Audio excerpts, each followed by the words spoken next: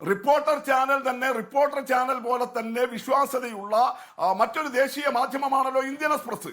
അതിനകത്ത് വന്ന വാർത്ത എന്താ? കഴിഞ്ഞ ദിവസം ഈ കോൺഗ്രസിന്റെ മാനിഫെസ്റ്റോയുടെ ഡ്രാഫ്റ്റ് തയ്യാറാക്കിയപ്പോൾ CAA പിൻവലിക്കും എന്ന വാഗ്ദാനം ഉണ്ടാകണം, അത് ശക്തമായിട്ടുണ്ടായിരുന്നു.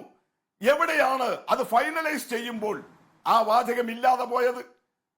അതല്ലേ പ്രശ്നം. ശരി, അങ്ങനെയെങ്കിൽ നൗഷാദ് അലി, ആ ബലഹീനത എന്താണെന്ന് വിശദീകരിക്കൂ. നൗഷാദ് അലി, നമ്മുടെ സമയം കഴിയുകയാണ്. ഇതിങ്ങനെ ഈ CAA ആവർത്തിച്ച് പറയുന്നത് കൊണ്ട് നിങ്ങൾ പുറത്ത് പ്രസംഗിക്കുന്നില്ല, നിങ്ങളുടെ പ്രകടന പത്രികയിൽ എന്തുകൊണ്ട് അതില്ല എന്ന് നിങ്ങളുടെ ദൗർബല്യമാണോ എന്നൊന്ന് വിശദീകരിക്കൂ നൗഷാദ് അലി. അവിടെ ഒരു സെമിനാറിന് വിളിച്ചപ്പോൾ ആ സെമിനാറിൽ അതുകൊണ്ട് നിങ്ങൾ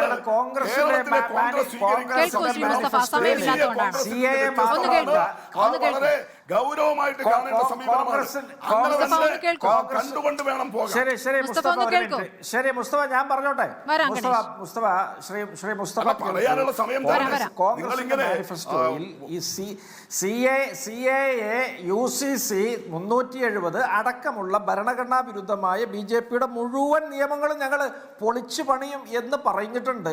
പിന്നെ ഇത്രക്ക് സ്പഷ്ടമായിട്ട് ഭരണഘടനാ വിരുദ്ധ നിയമങ്ങളെ ഒന്നടങ്കം ഞങ്ങൾ സ്ക്രാപ്പ് ചെയ്യുമെന്ന് പറയുമ്പോൾ പ്രത്യേകിച്ച് അത് പറഞ്ഞില്ല ഇത് പറഞ്ഞില്ല എന്നൊക്കെ പറയുന്നത് ബാലിശമാണ്. ഇവിടെ ബിരിയാണി കഴിച്ചു എന്ന് പറഞ്ഞാൽ നിങ്ങൾ അതിൻ്റെ കൂടെ അച്ചാർ കഴിച്ചില്ല, നിങ്ങൾ അതിൻ്റെ കൂടെ ഒരു ഗ്ലാസ് വെള്ളമുണ്ട് അത് പറഞ്ഞില്ല, ഒരല്പം സാലഡ് ഉണ്ട് അത് പറഞ്ഞില്ല എന്നൊക്കെ പറയുന്നത് പോലെ ഞങ്ങൾ മൊത്തത്തിൽ ഇത് പറഞ്ഞു കഴിഞ്ഞതാണ്. ഭരണഘടനാ വിരുദ്ധമായ മുഴുവൻ നിയമങ്ങളും ഞങ്ങൾ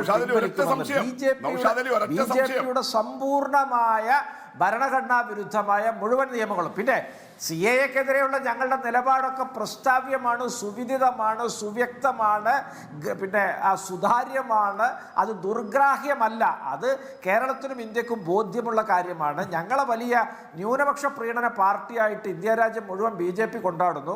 ഇവിടെ CPM നിർഭാഗ്യവശാൽ ഞങ്ങളെ ന്യൂനപക്ഷ വിരുദ്ധരാക്കിയിട്ട് മൃദു ഹിന്ദുത്വ പാർട്ടിയായിട്ട് ചിത്രീകരിക്കുന്നു. ഇതൊക്കെ ഞങ്ങളുടെ ഒരു യോഗമാണ്. ഇങ്ങനെ രണ്ടു കൂട്ടരും വിവിധ കോൺട്രാവേഴ്സികൾ പ്രതിരോധിക്കുക എന്നുള്ളത്. ഞങ്ങൾ ഇതിനൊക്കെ മറികടന്ന് തുഴഞ്ഞ് മുന്നോട്ട് പോകും. ഞങ്ങൾ വിജയതീരമണിയും. കാരണം കഴിഞ്ഞ ദിവസം നടന്ന 102 സീറ്റിലേക്കുള്ള തെരഞ്ഞെടുപ്പിൽ 70 സീറ്റുകളോളം ഇന്ത്യ മുന്നണി നേടുമെന്നാണ് ഇന്റേണൽ സർവേ റിപ്പോർട്ടൊക്കെ പുറത്തു വന്നിട്ടുള്ളത്. നമുക്ക് കാണാം ആരാ ജയിക്കാന്ന്.